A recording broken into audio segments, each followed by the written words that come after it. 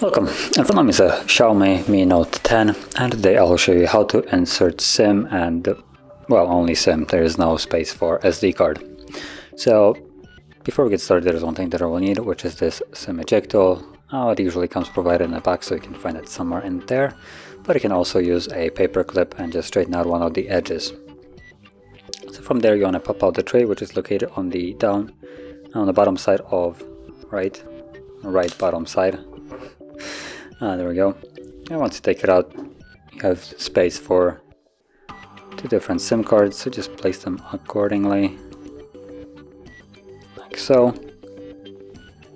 And then, while holding it securely so it doesn't actually fall out, slide it back into the device. There we go. And give it a moment. There we go. So that's the pin for the SIM card. Confirm, and there we go. So that is how you would insert it. And if you found this very helpful, don't forget to like, subscribe, and thanks for watching.